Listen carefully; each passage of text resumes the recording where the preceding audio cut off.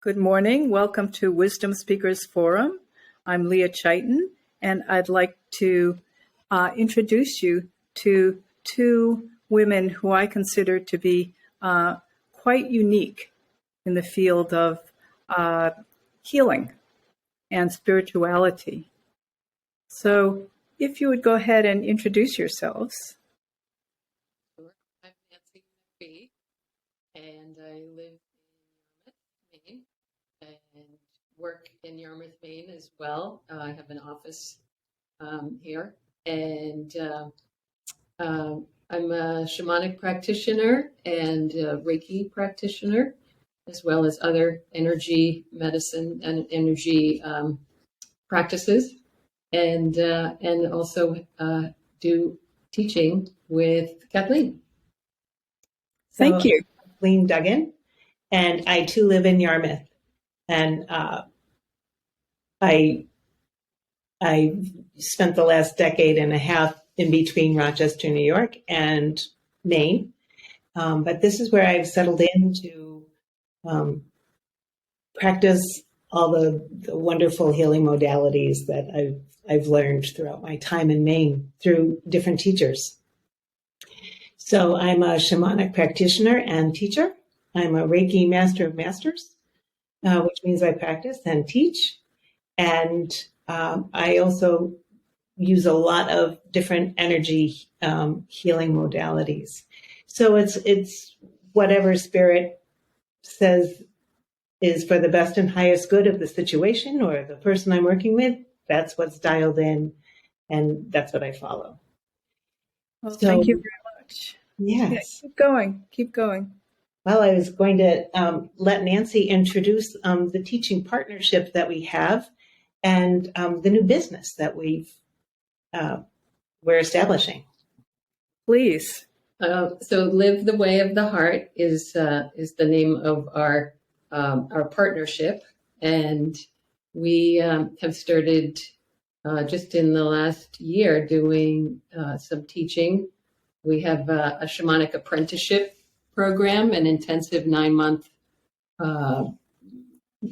deep dive into bringing the shamanic way of living into people's lives, and to use the practice, the healing practice, for themselves or for their family, for other people, and for the earth, for the universe, really, the healing of all things and all beings. So we're doing that teaching, and we have a lot of teaching coming up in 2023 as well. So by a lot of teaching, is that an apprenticeship program as well as other teaching, or say a little bit about it. So we'll be doing a virtual apprenticeship. There are plenty of people who are not in proximity to us who are interested in the work that we do. So we have an apprenticeship beginning, also a 9-month intensive, and that will begin in March of next year, as well as another in-person beginning in October of next year. We have a women's group starting called Women's Wednesdays. And so that will be an in-person, intimate group where we'll explore different avenues of and modalities of spirituality and just create a safe and sacred space to do that in. A lot of ideas for places to teach and to bring our work. So that will all unfold all in good time and divine timing. Yeah. And in addition to, there's the introduction to shamanism and learning how to journey. And the journey is the way, the practice of connecting with spirit and having an intention and asking for support or guidance for a particular issue or challenge in someone's lives. So we're doing introductions to shamanism online. We have one scheduled in January, but we're also planning on some in-person workshops to introduce people to this practice that really just gives everyone that tool of connecting deeply with spirit on their own.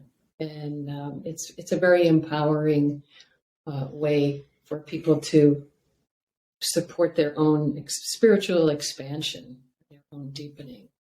It's very exciting. So that's one of our favorite things to do, is to give people a way to get going in this practice. Right? People come with so many various spiritual backgrounds, and the shamanic journey really is supportive and adds to their deepening sacred connection. Mm. Mm. It's a method of direct revelation. When you learn how to journey, you no longer need the teacher, or you no longer need an intermediary to connect with your divine spiritual guides and power animals and teachers. And even in the earth, right? The spirit of the trees or the rocks or any sentient being, you can journey to. You can journey to the elements. And so it's just this huge, expansive tool that just continues to just evolve and grow, and then lead you into deeper practices that you learn through the shamanic apprenticeship, or the more advanced classes we're hoping to teach in 2024. Yeah. Did you want to say something, Nancy? Looks like you had something on your mind right there. I was just thinking about how I've had so many conversations with people, and it's sort of like, what do you do? Yeah. So if they actually dare to ask, so what's this all about? But often it feels very foreign, so people kind of stay away, or it feels like it's out there. It's very cosmic, and so it's either don't inquire, or what the heck is it? And it's what I love about the shamanic, for me, the shamanic practice is that it's very familiar to people. It's not all that far from meditation. It's not far from prayer. It's not far from feeling what people feel when they're in a cathedral, or a sacred space. It's very familiar, and so this practice just, I think, supports people in adding it into the mix of their own spirituality, and for me, it's been such a I wish I could find the right words, but I guess an opening. It's been an opening where, for example, I always, my whole life, have felt connected to the natural world. And since I've started studying shamanism, I have it's like it woke up my relationship to the natural world. Mm-hmm. So instead of appreciating and admiring and honoring the beauty, it's about being in relationship. And so that is just, for me, a massive shift in how I walk in the world, wherever I am. I feel connected, and because spirit is in all things, all beings. And, once I started to let that drop deeper and deeper into me, it's changed everything in a beautiful way. Right. Yeah. Right. Yes. Did you want to add something? Looks like you're.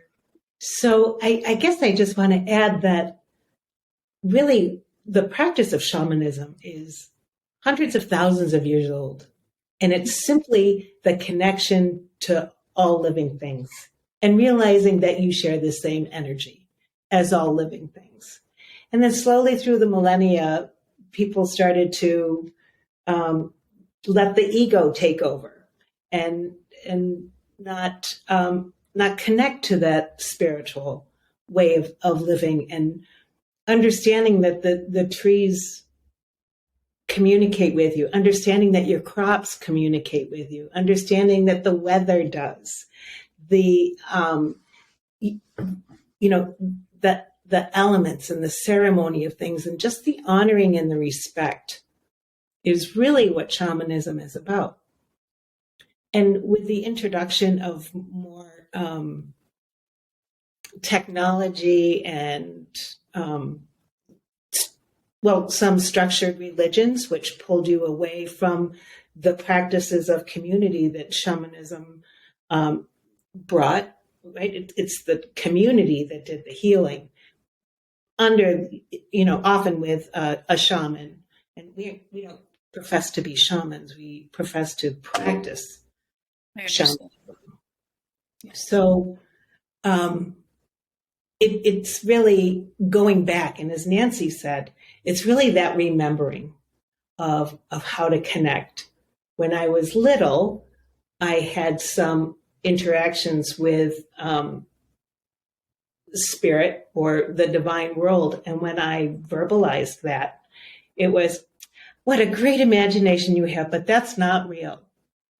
That's not real. So shutting that down and actually by shutting that down, I ended up detaching and dissociating from the world around me and not feeling like I fit in and I wasn't comfortable. So this is a real coming home. And you find a community, you find like-minded peers where it's inclusive and not exclusive of people. Yes. Yeah. It sounds like the practices themselves in some way help people to move beyond their ordinary sense of reality into a different kind of knowing. Do I have that right? Yes. Yeah. Because, we're so in our minds as a culture. And I just think about me. I'm always trying to figure something out. And if I figure it out, then everything will get better. And what happens is I just spin in my mind and I don't get anywhere. But when I drop into the energy of what is around us and in us, and so spirit, we always in my growing up, spirit was outside and maybe up and somewhere far away, and but spirit's in us and all around us. So when I drop into an energetic me, when I get back into my body and move, like for me, walking anywhere I go is a deeper prayer than I ever prayed before, because I used to be in my head about even my prayer. So now getting into embodying, knowing, okay, spirit's here and all around, it's a way to always be connected. Right. So what is it about the practices themselves that open that up? Like, how did you get from, another way, I guess, and this is to both of you, of course, how did you get from that sort of mental perspective to a deeper felt knowing and can't even say relationship. It feels more like a knowing of spirit. Mm-hmm. How did you get there, and how do the practices themselves help with that? get through that. Mm-hmm. Right. So it's actually living through your heart. And that's where the name of our business comes from. Live the way of the heart. The heart itself actually contains 40,000 brain cells.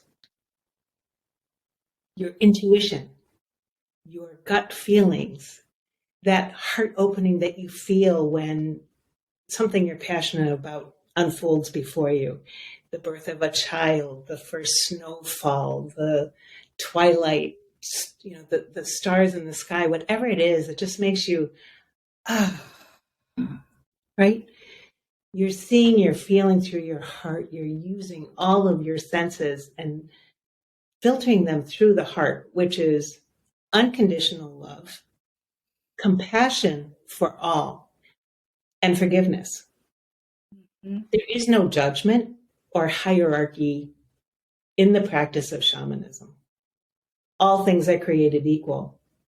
If one person has a lion for a power animal and the other person has an ant for a power animal, they are both equally serving the best and highest good of their people. So it's a surrender to get out of it, that the way we think, the way we're taught to think, the way the values that we're told to expand on and grow into. And it's actually, as far as, I'll speak for myself and chime in if you believe the same thing, that it's truly it's a paradigm shift. You get rid of the old patterns and you surrender to that living through your heart, living the way of the heart. It's peaceful, it's non-judgmental, it's compassionate, and it is just full of love, respect, and honor for all living things on an equal basis. Yeah. Yeah. Well, and then just thinking about the heart, you just go right to the heartbeat. The heartbeat, which is it's our vibration, and when I started discovering the shamanic practice, it was through a drum. I didn't know anything about shamanism, but I had this experience of being basically just came to me that I wanted a drum. I was in a fire ceremony, very special ceremony, and got this, oh yeah, I want a drum. And so I went on this search to find a drum. I didn't want to buy it online. I wanted a drum that I connected with. And eventually, friends kind of said, oh, go call this person, email this person. And one of the people that I emailed was Dory Cody, who I didn't know at the time. And she said, oh yeah, call this guy. He makes drums. But anyways, I eventually, and this was over months, got this drum and just playing the drum. So it was just drumming would bring me to a place of a very deep peace. So this was even before knowing about journeying. So for me, I think that anyone who wants to connect can find a way to add vibration to their practice. Rattling, drumming just can get you into different space. Your brain waves shift and you drop into this deep place. And so that's what started for me opening up. It was really like following the trail, then the drum just holding my hand saying, okay, because I eventually said, all right, I think that woman, Dory Cody, had a website after months of playing the drum just every day, not knowing, just playing it. And then there she had this workshop to introduce shamanism. And I thought, okay, she had these drums on her, pictures of drums on her website, and somehow it was like, yes, go there. And then there opened another door. And that's actually where Kathleen and I met in the intro to shamanism. Yeah. And then we just continued to take all these courses and trainings together. But it's that basic, the vibration, because it's everywhere. So it sounds like, first of all, how interesting that your way in was through the drum. Yeah. Not that you found the drum afterwards, but that the drum took you to this particular path. Yes. But what you said, I think, is significant, that there, in terms of methods for how we kind of circumvent the usual circuitry of the brain, where we've obviously our education and that's what we've been mostly trained to use. So it sounds like one of them for you is through the drumming and rhythmic sounds. Yeah. Actually shifts the brain waves. Yeah. Yes. So, and that's one of the ways that shamanism has known about for many thousands of years. Mm-hmm. Mm-hmm. To shift those brain wave, the brain patterns, to allow one to move into the heart. Yes. Right. Does that sound right? Does that sound accurate? Yeah. Yes. And singing, think about voice too. That is new to me. I think I'm starting to pay attention to bringing my voice into the world. And so when I go for walks now, I sing or I hum. I don't sing, so I just use my voice. So it's all because it's always there, and it's another way to be in communication. So the auditory channel was very, very important for you. Yeah, yeah, yeah. And how about you, Kathleen? So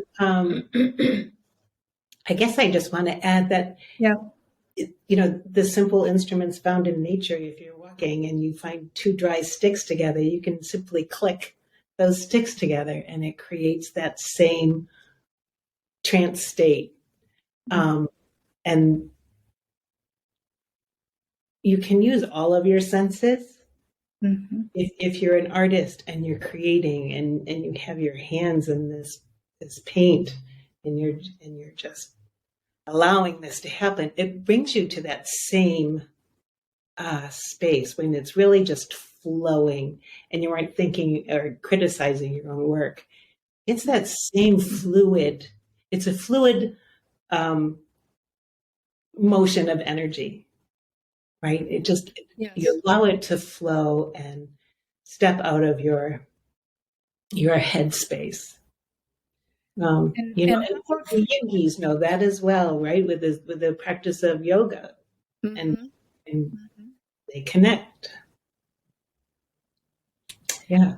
And what was your path? Because you mentioned many different modalities that you learned and have not just learned, but that came to you. Right. So, as I said, I kind of shut down as a child. And so I started using these, feelings of not fitting in. And so there became these addictions that allowed me to be removed from the spaces and the places I was not comfortable in. Mm-hmm. So whether it was, alcohol or pot or eating or just kind of ways of detaching, I didn't have to see what I was so uncomfortable in. And, as weird as this sounds, through prayer, I ended up waking up one day and just never touching a drink again. And a week later, I never touched marijuana again. And just from that point on, I realized I could see with clear eyes the way I was living. And I was horrified. And so I looked for ways to connect to that spirit that gifted me with these releases. And so I worked with a counselor and I found Reiki. And I loved Reiki because I could learn to do it myself. And I could, when my anxiety would come up, I would just lay my hands on my body and turn my Reiki on. And there was peace. And so I just kept delving into that practice and getting more and more advanced teachings, and then become a teacher myself to share that with others. And from there, I saw Dory Cody on the internet. She was in another class I was in, coming from Minnesota of all places. And I saw her response to something on the Facebook group. And I said, that woman's incredible. Who is she? And here she was, a shamanic practitioner and teacher and healer. And I delved into the intro, and the story goes on from there. And I think that this is one thing that Nancy and I, we don't want you to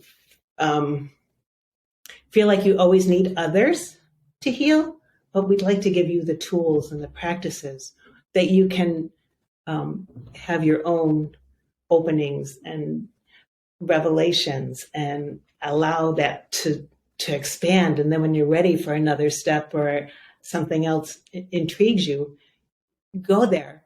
But, empowering our people, whether it's through a class that we're teaching or even our own clients, time is spent afterwards, try this and giving them a tool that they can use. And certainly not denying that Western medicine, there's always a place for Western medicine, Eastern medicine, counseling. There are always those places. We're not saying that we're, the be all, that end all, but there's space for all kinds of healers. Yeah. Space for all of it. Yes. Yeah. And we're deeply in our own healing path. Yeah. And really it's a partnership with, whether it's a client that comes, it's a partnership with them and spirit, or students. It's all of us as spiritual companions working together to go to the next place, that next evolution of why we're here. And that's what I really love about this work, is it feels like a partnership. There's no hierarchy. We have some tools that we teach about because we've learned them and they've supported us, and we want to share them. Yes. And everyone has tools that they come with, gifts that they come with, and they find their way to put it into their own evolution. So it's very exciting to be on the path with whoever chooses to either come in as, I don't even like to say the word client because it's that partnership. Yeah. But either way, it's it's a collaboration. Yes. So I really get it, that what you're about is empowering people to discover and to heal themselves. Yeah. And in their process of discovery. But I'm wondering whether you could also mention, give some examples of some of the tools that you might offer. And I know you mentioned power animals. Maybe you could just describe what that is for people that might not know. So just to give a few examples of the kind of tools that would that Yeah, somebody would a receive. power animal is a good primary tool to teach people, because with a power animal, they show up. You ask for that primary power animal. We have many. Right. That Well, you some might come- journey.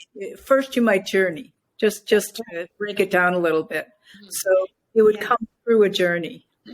Right. Either I could retrieve one for Nancy, or she could retrieve one for herself. Mm-hmm. It can be done both ways. And when you say retrieve, just for people that really have no idea, just to like start at step one. It So sounds it like really isn't a retrieval. It's really asking for the power animal to step forward, that has always been with this person and will remain with this person, and offer them their gifts of strength and the lessons that support them the best. mm-hmm. And so it really is more of a discovery, and the animal steps forward. It's not as though we choose one out of, a menagerie. Right. And just to add to that too, if we were teaching someone to meet their power animal, we would there's a way to guide people to really come, like to go to a place in nature and that they're familiar with. So this is in a journey. So All right. So so that's important. yeah. So we'd be drumming, and we would give this guidance before their journey to go to a place in nature that they're familiar with, and to find a place as they explore. So they're actively in the imagination, really honoring imagination and what they see. So very much like a guided meditation, or like being actively in a dream. But to find that place where they cross in from this reality to the hidden realms, non-ordinary reality, these are some of the terms, but really just kind of crossing into that energetic space of being connected with spirit. Mm-hmm. And in that, passing into that, people may see images, or they may sense images, sense or know what's around without the images. They may hear things or have even a tactile experience. So the experience is different for different people.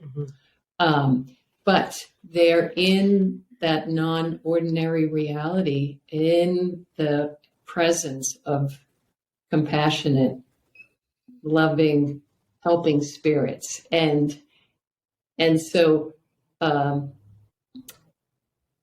most likely, most often, an animal or a spirit will make itself known to the person, sensed or seen, that wants to work with them. So it's the way spirit shows up for us. And I think it supports us in our humanness to understand this thing that's so vast. The light, the big energy, the great mystery. How do we make sense of that? Here I go, trying to figure it out. But we, this is what helps us let go. And then you have this intimate relationship with this spirit, this power animal that you'll be with and will support you and guide you and communicate with you as you walk in your ordinary reality. Yeah.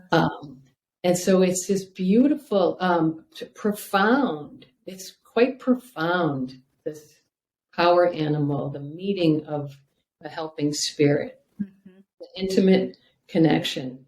And it's a way to begin the transformation of, now I literally walk in the world in a new way because I have this connection to spirit that I can now understand.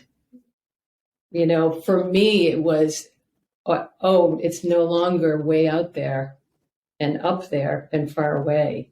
It's right here and with me, and woven into daily life. Yes. Yeah, and that seems very significant that one learns to journey to, or to shift consciousness to retrieve information or guides or guidance or answers or connection, and then that becomes woven into what we call ordinary life. Yeah, right. So it's significant. No, sorry, Leah. Go ahead. No, go for it. Go. It's good. It's significant, and oh my gosh, I just lost my thought. Ordinary, I was just saying. Okay, yes. So I can remember my first journey, and you talked us through all this, and I remember thinking, oh, now we're going to do it just like that. Like we're going to go do this journey. And she thinks that I'm going to actually because we get into our humanness and it feels like, oh, other people can do that, but not me. And then off we go drumming, and I'm in the journey, and I went into that non-ordinary reality, connected with spirit, and it continues to happen. And so it's not like it's like not reserved for people with this special gift. We all have that access, which to me, that's the most profound. So you get the relationship with spirit, and then the profound knowing of I'm always able to connect. Yes. And then the trust grows, and then it goes on and on from there with how you use that practice in your daily life. Yeah. That's so beautiful. Did you want to add something, Kathleen? Looks like there might be. I guess it's the word surrender. When you surrender to letting go of your humanness, those thoughts in your head, and you just open your heart and allow things to unfold organically, then they do. And they do. Yes. Okay. So just bringing it back to what you're going to be offering, what you're offering already, but your really expansive plans. It just sounds quite wonderful that you'll be guiding people, both in journeying, but also using other techniques, other paths, other ways that people can access and integrate deeper knowing. Yeah. There's some really exciting teaching, collaborating that we're going to do in the spring at Kripalu, and it's entirely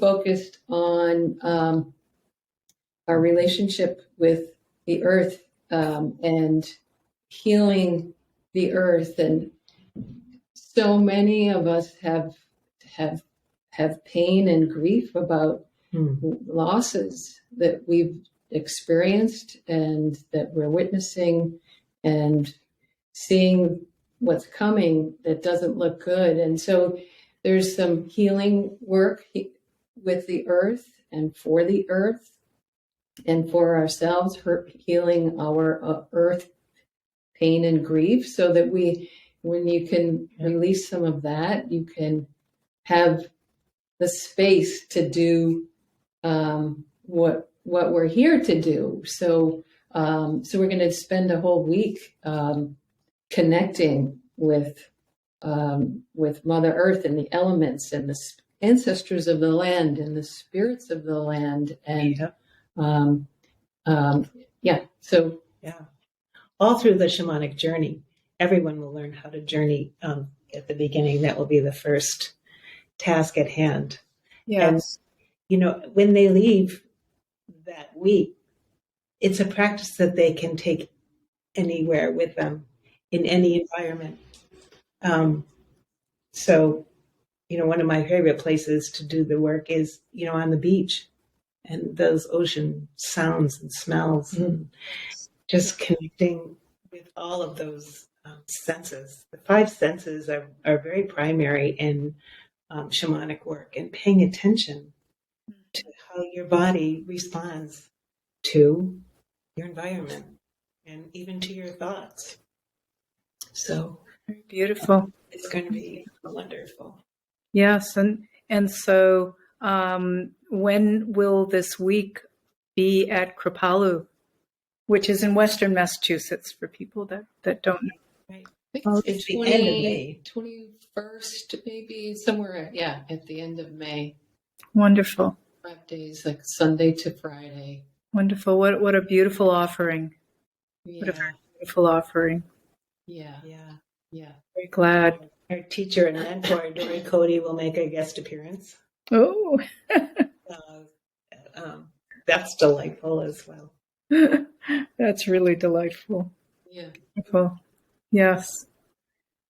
So, anything else before we complete here that you'd like to share? So many things. I know.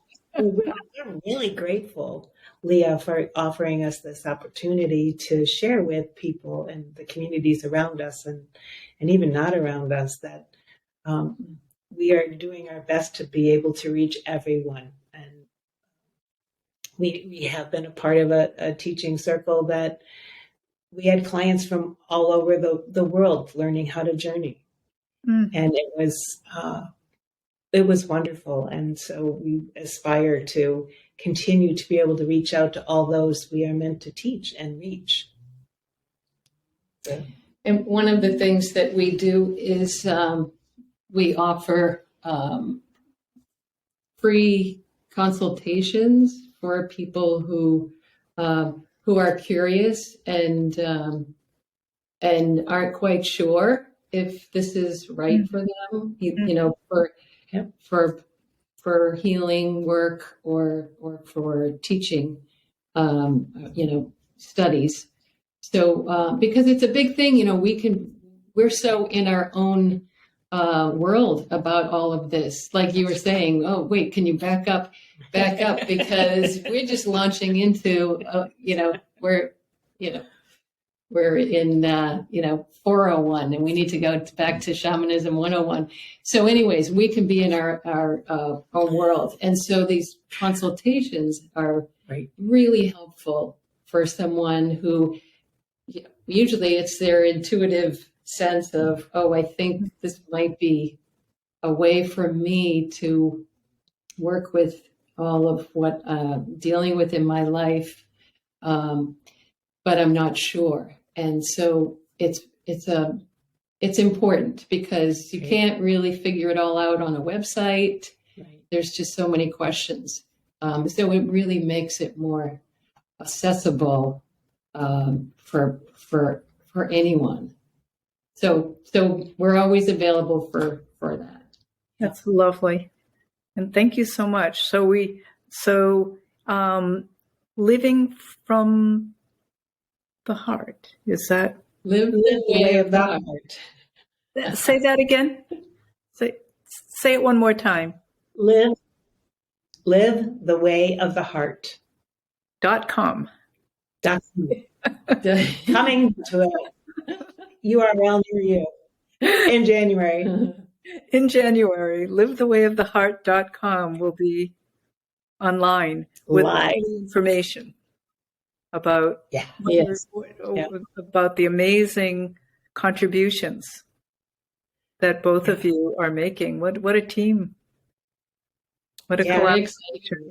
And it's very exciting what you're doing, Leah. This is Wisdom Speakers is a gift to the community. So Well, that's its intention. That's its intention for thanks for sure. doing what you do. That's Very its great. intention. So thank you so much to both of you. Just have a good day and just hold on. All right. Thanks, Leah. Thanks.